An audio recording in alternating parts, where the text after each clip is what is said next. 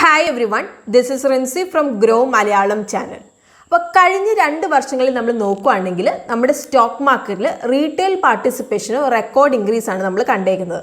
അതായത് മാർച്ച് 2020 മുതൽ ഏപ്രിൽ 2022 വരെ നമ്മൾ നോക്കുകയാണെങ്കിൽ total number of demat accounts 3 ഇരട്ടിയായിട്ട് കൂടിയിട്ടുണ്ട്. അതായത് 9,28,00,000 ഡിമാറ്റ് അക്കൗണ്ട്സ്. അപ്പം റീറ്റെയിൽ പാർട്ടിസിപ്പേഷൻ കൂടുന്നതനുസരിച്ച് നമ്മുടെ രാജ്യത്തിൻ്റെ ഗ്രോത്ത് സ്റ്റോറി കൂടുന്നുണ്ട്. അപ്പോൾ കൂടുതലും ഇൻവെസ്റ്റേഴ്സ് അവരുടെ ഇൻവെസ്റ്റ്മെൻറ്റ് ഡിസിഷൻ ഒന്നെങ്കിൽ വാട്സപ്പ് ഗ്രൂപ്പിൽ സ്റ്റോക്ക് ടിപ്സ് ഷെയർ ചെയ്തുകൊണ്ടായിരിക്കും, അല്ലെങ്കിൽ അവർ business channel through experts opinion seek ചെയ്യുന്നുണ്ടാവും, അല്ലെങ്കിൽ അവരുടെ ബ്രോക്കർ ത്രൂ ഒക്കെ ആയിരിക്കും. അതുപോലെ തന്നെ ഇനി കുറച്ച് പേരൊക്കെ ഉണ്ട്, അതായത് സ്റ്റോക്ക് മാർക്കറ്റിൽ എൻട്രി ചെയ്യാനുള്ള ഒരു പേടി കൊണ്ട് ഇതിൽ നിന്നൊക്കെ മാറി നിൽക്കുന്ന ഒരു കാറ്റഗറി ഉണ്ട്. അതായത് അവർ സ്റ്റോക്ക് മാർക്കറ്റിൽ പാർട്ടിസിപ്പേറ്റ് ചെയ്യുന്നില്ല, അതുപോലെ തന്നെ ഇന്ത്യയുടെ ഗ്രോത്ത് സ്റ്റോറിയിലും അവർ പാർട്ടാകുന്നില്ല. അപ്പം ഇനി നിങ്ങൾക്ക് വാട്സപ്പ് സ്റ്റോക്ക് ടിപ്സ് ഗ്രൂപ്പ് അല്ലെങ്കിൽ ഇൻവെസ്റ്റ്മെൻറ്റ് കോംപ്ലക്സിറ്റിയിൽ ഒന്നും സ്റ്റക്ക് ആവേണ്ട ഒരു ആവശ്യമില്ല. അപ്പോൾ നമ്മളുള്ളപ്പം, അതായത് ഗ്രോയിൻ്റെ യൂസർ ഫ്രണ്ട്ലി അതുപോലത്തെ സ്മാർട്ട് പ്ലാറ്റ്ഫോം ത്രൂ എല്ലാവർക്കും സെൽഫ് സഫിഷ്യൻ്റ് ആയിട്ട് ഇനി ഇൻവെസ്റ്റ് ചെയ്യാൻ വേണ്ടിയിട്ട് സാധിക്കും.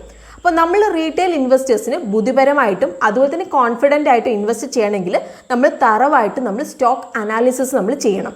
അതുപോലെ തന്നെ ഓരോ സ്പെസിഫിക് ഇൻഡസ്ട്രീനെ പറ്റിയിട്ട് നമുക്കൊരു അണ്ടർസ്റ്റാൻഡിങ് അതുപോലെ തന്നെ ഐഡിയ ഒക്കെ ഉണ്ടായിരിക്കണം. അതുകൊണ്ട് തന്നെ ഇന്ന് നമ്മൾ ഈ ഒരു വീഡിയോയിൽ നമ്മൾ സെലക്ട് ചെയ്തേക്കുന്നത് അതുകൊണ്ട് തന്നെയാണ്. അതായത് ഇനി നിങ്ങൾക്ക് നിങ്ങളുടെ വീട്ടിലിരുന്നുകൊണ്ട് ഗ്രോ ആപ്പ് യൂസ് ചെയ്തുകൊണ്ട് ഒരു സ്റ്റോക്ക് അനലിസ്റ്റ് ചിന്തിക്കുന്ന പോലെ നിങ്ങൾക്കും ഇൻവെസ്റ്റ് ചെയ്യാൻ വേണ്ടി സാധിക്കും, അതും വെറും 5 മിനിറ്റ് കൊണ്ട്. സോ ഇന്ന് നമ്മുടെ ടോപ്പിക്ക് നമുക്ക് സ്റ്റാർട്ട് ചെയ്യാം. അതിനു മുമ്പ് നമ്മുടെ ചാനൽ ആദ്യമായിട്ട് കാണുന്ന ആരെങ്കിലും ഉണ്ടെങ്കിൽ നമ്മുടെ ചാനൽ ഒന്ന് സബ്സ്ക്രൈബ് ചെയ്യാൻ വേണ്ടിയിട്ട് നിങ്ങൾ ശ്രദ്ധിക്കണം. ബിക്കോസ് പേഴ്സണൽ ഫിനാൻസ് അതുപോലെ തന്നെ ഇൻവെസ്റ്റിംഗ് റിലേറ്റഡ് ക്വാളിറ്റി കോണ്ടന്റ് വീഡിയോസാണ് ഡെയിലി നമ്മൾ അപ്ലോഡ് ചെയ്യുന്നത്. അപ്പോൾ വെൽത്ത് ക്രിയേറ്റ് ചെയ്യാനുള്ള ഒരു ഓപ്പർച്യൂണിറ്റി നിങ്ങൾ മിസ്സാക്കേണ്ട, ഡു സബ്സ്ക്രൈബ്. അപ്പോൾ ഇനി നമുക്ക് ഇന്നത്തെ നമ്മുടെ ടോപ്പിക്കിലേക്ക് വരാം. Let's begin.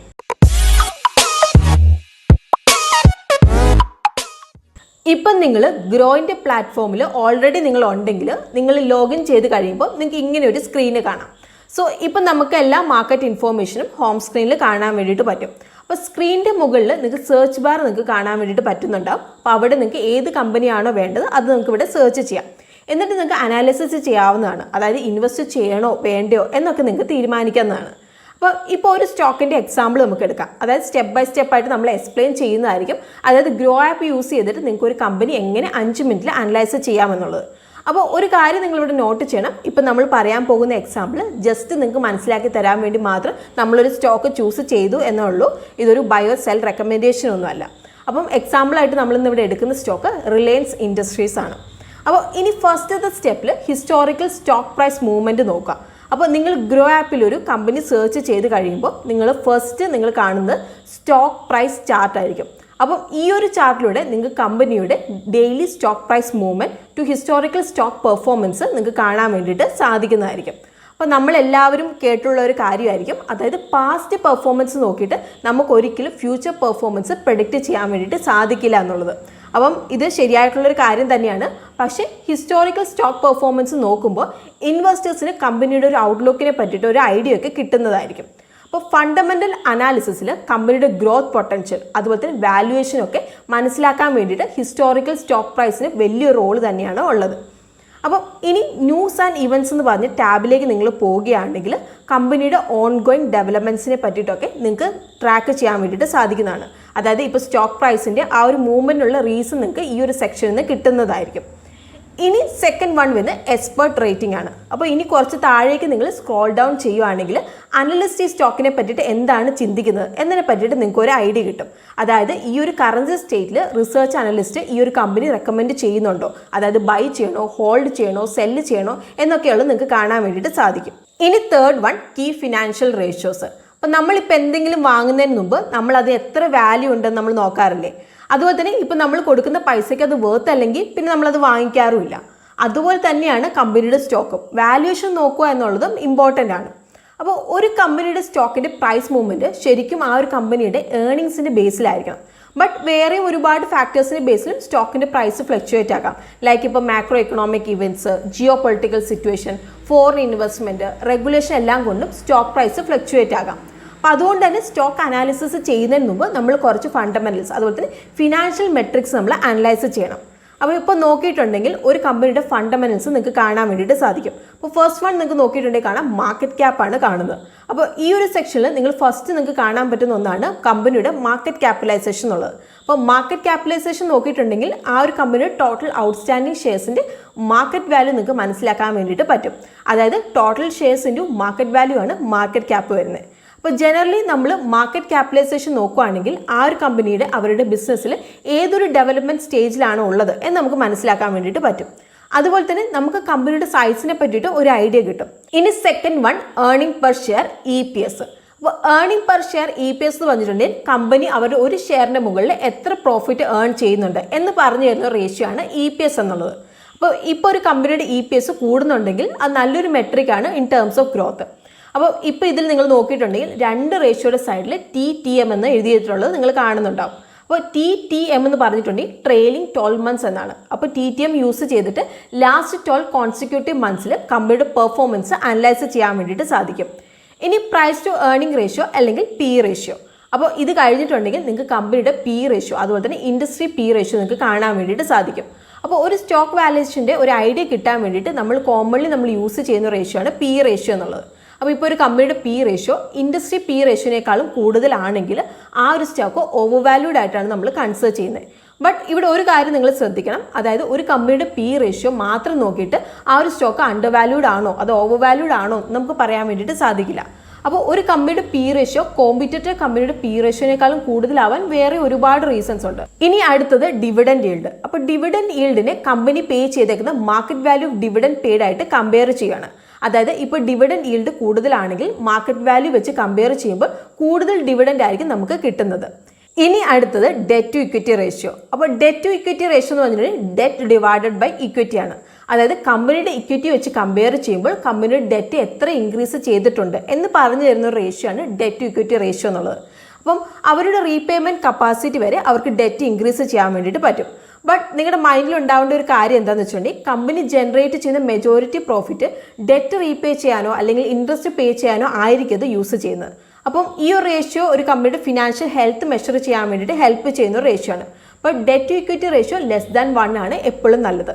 But company involve ആയിരിക്കുന്ന ബിസിനസ് ടൈപ്പൊക്കെ അനുസരിച്ചിട്ടാണ് ഈ റേഷ്യോ വരുന്നത്. ഇപ്പോൾ ഒരു എക്സാമ്പിൾ പറയുകയാണെങ്കിൽ ബാങ്ക് അല്ലെങ്കിൽ NBFCസിൻ്റെ ഒക്കെ കേസിലൊക്കെ നോക്കുകയാണെങ്കിൽ അവരുടെ മെയിൻ ബിസിനസ് ലെൻഡിങ് അല്ലേ. അപ്പോൾ അതുകൊണ്ട് തന്നെ ഈ ഒരു പെർസ്പെക്റ്റീവിൽ നമുക്കത് അനലൈസ് ചെയ്യാൻ വേണ്ടിയിട്ട് സാധിക്കത്തില്ല. ഇനി നമ്മുടെ അടുത്തത് ROE റിട്ടേൺ ഓൺ ഇക്വിറ്റി ആണ്. അപ്പോൾ ROE അല്ലെങ്കിൽ റിട്ടേൺ ഓൺ ഇക്വിറ്റി എന്ന് പറഞ്ഞിട്ടുണ്ടെങ്കിൽ ഇൻവെസ്റ്റേഴ്സ് ഇൻവെസ്റ്റ് ചെയ്ത ക്യാഷ് കൊണ്ട് കമ്പനി എത്ര പ്രോഫിറ്റ് ജനറേറ്റ് ചെയ്യുന്നു എന്ന് പറഞ്ഞു തരുന്നൊരു ഫിനാൻഷ്യൽ റേഷ്യോ ആണ് ROE എന്നുള്ളത്. അപ്പോൾ ROE കൂടുതലാണെങ്കിൽ അത് മീൻ ചെയ്യുന്ന ആ ഒരു കമ്പനിയുടെ ഇൻവെസ്റ്റേഴ്സ് ഇൻവെസ്റ്റ് ചെയ്ത ക്യാഷ് കൊണ്ട് കമ്പനി പ്രോഫിറ്റ് ജനറേറ്റ് ചെയ്യുന്നു എന്നാണ്. അപ്പോൾ ആ ഒരു കമ്പനിയുടെ മാനേജ്മെൻറ്റ് അത്ര എഫിഷ്യൻ്റ് ആണ് എന്നുള്ളത് നമുക്ക് മനസ്സിലാക്കാൻ വേണ്ടിയിട്ട് സാധിക്കും. അടുത്തത് പ്രൈസ് ടു ബുക്ക് അല്ലെങ്കിൽ PB റേഷ്യോ. അപ്പോൾ ഫണ്ടമെൻ്റൽ സെക്ഷനിലെ ലാസ്റ്റ് റേഷ്യോ ആണ് PB റേഷ്യോ. അപ്പോൾ ആദ്യം നമുക്ക് എന്താണ് ബുക്ക് വാല്യൂ എന്നുള്ളത് പറയാം, എന്നിട്ട് നമുക്ക് എന്താണ് PB റേഷ്യോ എന്നുള്ളത് എക്സ്പ്ലെയിൻ ചെയ്യാം. അപ്പോൾ ബുക്ക് വാല്യൂ എന്ന് പറഞ്ഞിട്ടുണ്ടെങ്കിൽ ഒരു കമ്പനി അവരുടെ അസറ്റ് മൊത്തം സെല്ല് ചെയ്യുകയാണ്, അതുപോലെ തന്നെ അവരുടെ ലയബിലിറ്റീസ് മൊത്തം പേ ഓഫ് ചെയ്യുകയാണ്. എന്നിട്ട് എന്താണോ അവർക്ക് റിമൈനിങ് ഉള്ളത് അതിനെയാണ് അവർ ബുക്ക് വാല്യൂ എന്ന് പറയുന്നത്. എന്നിട്ട് ഈ ഒരു വാല്യൂവിനെ നമ്മൾ ടോട്ടൽ ഔട്ട്സ്റ്റാൻഡിംഗ് ഷെയർ ആയിട്ട് നമ്മൾ ഡിവൈഡ് ചെയ്യുമ്പോൾ നമുക്ക് ബുക്ക് വാല്യൂ പെർ ഷെയർ നമുക്ക് കിട്ടും. അപ്പോൾ price to book ratio calculate ചെയ്യാൻ വേണ്ടിയിട്ട് നമ്മൾ കമ്പനിയുടെ മാർക്കറ്റ് പ്രൈസിനെ ബുക്ക് വാല്യൂ പെർ ഷെയർ ആയിട്ട് നമ്മൾ ഡിവൈഡ് ചെയ്യും. അപ്പോൾ അതിൻ്റെ ഫോർമുല വരുന്നത് ഇങ്ങനെയാണ്. പ്രൈസ് ടു ബുക്ക് റേഷ്യോയുടെ ഫോർമുല വരുന്നത് share price divided by book value per share ആണ്. അപ്പോൾ PB റേഷ്യോയിൽ നമ്മൾ കമ്പനിയുടെ മാർക്കറ്റ് വാല്യൂവിനെ ബുക്ക് വാല്യൂ ആയിട്ട് നമ്മൾ കമ്പയർ ചെയ്യുകയാണ് ചെയ്യുന്നത്. അപ്പം ഇൻവെസ്റ്റേഴ്സിന് ഒരു ഇമ്പോർട്ടൻറ്റ് വാല്യൂഷൻ മെട്രിക് തന്നെയാണ് ഈ ഒരു PB റേഷ്യോ എന്നുള്ളത്. അപ്പോൾ ട്രഡീഷണലി PB റേഷ്യോ <1 ആണ് അണ്ടർ വാല്യൂഡ് ആയിട്ട് നമ്മൾ കൺസിഡർ ചെയ്യുന്നത്. ബട്ട് ചില വാല്യൂ ഇൻവെസ്റ്റേഴ്സൊക്കെ <3 ആണ് ബെഞ്ച് മാർക്കായിട്ട് കണക്കാക്കാറുള്ളത്. അപ്പം അനലിസ്റ്റ് ഒക്കെ PB റേഷ്യോ യൂസ് ചെയ്യാറുണ്ട്. അപ്പോൾ ബാങ്ക് അതുപോലെ NBFCs ഒക്കെ വാല്യൂ ചെയ്യാൻ വേണ്ടിയിട്ട് ആണ് ഇത് കൂടുതൽ നമ്മൾ യൂസ് ചെയ്യാറുള്ളത്. ഇനി fourth one reviewing financial growth. അപ്പോൾ സ്റ്റോക്ക് മാർക്കറ്റ് അനലൈസ് ചെയ്യുക എന്ന് പറഞ്ഞിട്ടുണ്ടെങ്കിൽ ശരിക്കും കുറേ നമ്പറിൻ്റെ ഒരു കളിയാണ്. അപ്പോൾ നിങ്ങൾ ഗ്രോ ആപ്പ് നിങ്ങൾ നോക്കുകയാണെങ്കിൽ കമ്പനിയുടെ ഫിനാൻഷ്യൽ സ്റ്റേറ്റ്മെൻറ്റ്സിൽ 3 ഇമ്പോർട്ടൻറ്റ് മെട്രിക്സ് നിങ്ങൾക്ക് കാണാൻ വേണ്ടിയിട്ട് സാധിക്കും. അതായത് റവന്യൂ, പ്രോഫിറ്റ്, അതുപോലെ തന്നെ നെറ്റ് വർത്ത്. അപ്പോൾ ലാസ്റ്റ് 5 ക്വാർട്ടറിലെ അതുപോലെ തന്നെ ലാസ്റ്റ് 5 വർഷത്തെ കമ്പനിയുടെ ഡാറ്റ നിങ്ങൾക്ക് ബാർ ചാർട്ടിൻ്റെ ഫോമിൽ നിങ്ങൾക്ക് സ്ക്രീനിൽ കാണാം. അപ്പോൾ ഈ ഒരു ഡാറ്റ വിഷ്വലൈസേഷൻ യൂസ് ചെയ്തിട്ട് നിങ്ങൾക്ക് കമ്പനിയുടെ പെർഫോമൻസ് അനലൈസ് ചെയ്യാൻ വേണ്ടിയിട്ട് സാധിക്കും in terms of top line, അതായത് റവന്യൂ, അതുപോലെ തന്നെ bottom line profit growth or degrowth. ഇനി നിങ്ങൾക്ക് കുറച്ചും കൂടി ഡീപ്പായിട്ട് കമ്പനിയുടെ പെർഫോമൻസ് അനലൈസ് ചെയ്യണമെങ്കിൽ നിങ്ങൾക്ക് വ്യൂ മോർ ബട്ടൺ നിങ്ങൾക്ക് ക്ലിക്ക് ചെയ്യാം. എന്നിട്ട് balance sheet, profit and loss statement, അതുപോലെ തന്നെ ക്യാഷ് ഫ്ലോ സ്റ്റേറ്റ്മെൻറ്റ് നിങ്ങൾക്ക് വ്യൂ ചെയ്യാം. അപ്പം ഈ ഒരു ഫിനാൻഷ്യൽ സ്റ്റേറ്റ്മെൻറ്റ്സ് നോക്കുമ്പോൾ നിങ്ങൾക്ക് കമ്പനിയുടെ പെർഫോമൻസ് നിങ്ങൾക്ക് മനസ്സിലാക്കാൻ വേണ്ടിയിട്ട് പറ്റും. അപ്പോൾ കമ്പനിയുടെ ഇമ്പോർട്ടൻറ്റ് മെട്രിക്സിനെ പറ്റിയുള്ള ഇൻഫോർമേഷൻസ് നിങ്ങൾക്ക് ഈ ഒരു സ്റ്റേറ്റ്മെൻറ്റിൽ നിന്ന് കിട്ടും. ലൈക്ക് ഇപ്പോൾ കമ്പനിയുടെ sales, profit margin, cash flow, scope of profitability based on profit ഒക്കെ. അപ്പോൾ ഇവിടെ നിങ്ങൾ പ്രോഫിറ്റ് അതുപോലെ തന്നെ റവന്യൂ ഗ്രോത്തിൻ്റെ ട്രെൻഡ് നിങ്ങൾ നോക്കണം. ഇപ്പോൾ കൺസിസ്റ്റൻ്റ്ലി കമ്പനി നല്ല രീതിയിൽ പെർഫോം ചെയ്യുന്നുണ്ടെങ്കിൽ അത് നല്ലൊരു സൈനാണ്. ഇനിയിപ്പോൾ ഏതെങ്കിലും ഒരു വർഷം അല്ലെങ്കിൽ ഏതെങ്കിലുമൊക്കെ ക്വാർട്ടറിൽ കമ്പനിക്ക് ഒരു അൺയൂഷ്വൽ ഡിപ്പ് വരുന്നുണ്ടെങ്കിൽ അതിനുള്ള റീസൺ എന്താണെന്നുള്ളത് നിങ്ങൾ ഇൻ ഡീറ്റെയിൽ നിങ്ങൾ നോക്കണം. ഇനി ഫിഫ്ത്ത് വൺ വരുന്ന ഷെയർ ഹോൾഡിംഗ് പാറ്റേൺസ് ആണ്. അപ്പോൾ ഇനി അടുത്ത് നിങ്ങൾ സ്ക്രീനിൽ നോക്കിയിട്ടുണ്ടെങ്കിൽ കമ്പനിയുടെ ഷെയർ ഹോൾഡിംഗ് പാറ്റേൺസ് നിങ്ങൾക്ക് കാണാം. അപ്പോൾ ആരൊക്കെയാണ് കമ്പനിയുടെ ഷെയർ ഹോൾഡ് ചെയ്യുന്നത്, എത്രയൊക്കെയാണ് ഹോൾഡ് ചെയ്യുന്നത് എന്നൊക്കെയുള്ള ഇമ്പോർട്ടൻ്റ് ആയിട്ടുള്ള ഒരു ഫാക്ടറാണ്. അത് ഇവിടെ നിങ്ങൾക്ക് കാണാൻ വേണ്ടിയിട്ട് സാധിക്കും. ഇപ്പോൾ ഒരു കമ്പനിയുടെ പ്രൊമോട്ടേഴ്സ് ഹോൾഡിംഗ് കൂടുതലുണ്ടെങ്കിൽ അത് നല്ലൊരു സൈനാണ്. ബിക്കോസ് കമ്പനിയുടെ ഫിനാൻഷ്യൽസ് അതുപോലെ തന്നെ ഓപ്പറേഷൻസിനെ പറ്റിയിട്ട് അറിയുന്നവരാണ് പ്രൊമോട്ടേഴ്സ്. അപ്പോൾ അവർ കമ്പനിയുടെ ഫ്യൂച്ചർ ഗ്രോത്തിൽ കോൺഫിഡൻസ് ഉള്ളതുകൊണ്ടാണ് അവർ ലാർജ് എമൗണ്ടിൽ ഷെയർ ഹോൾഡ് ചെയ്യുന്നത്.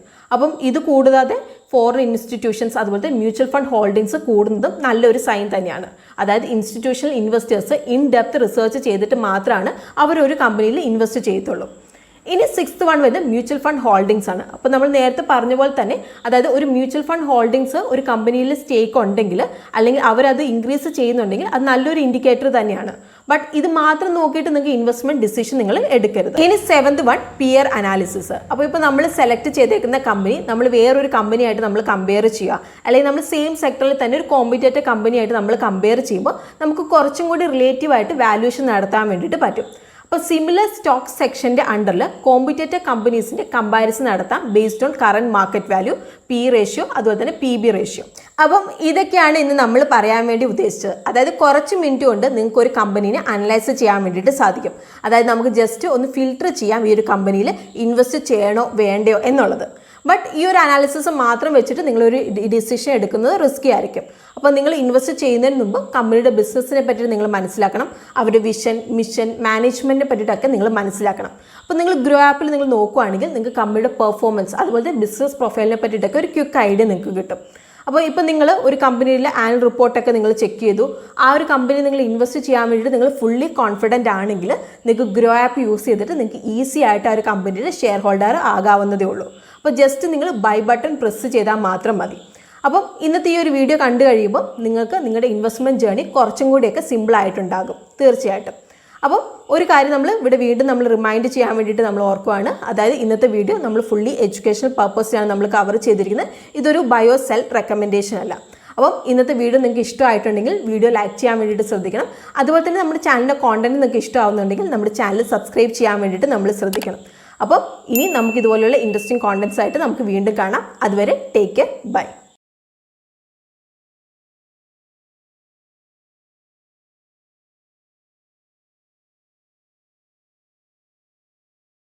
Investment in securities market are subject to market risks. Read all the related documents carefully before investing. Please read the risk disclosure documents carefully before investing in equity shares, derivatives, mutual fund, and or other instruments traded on the stock exchanges.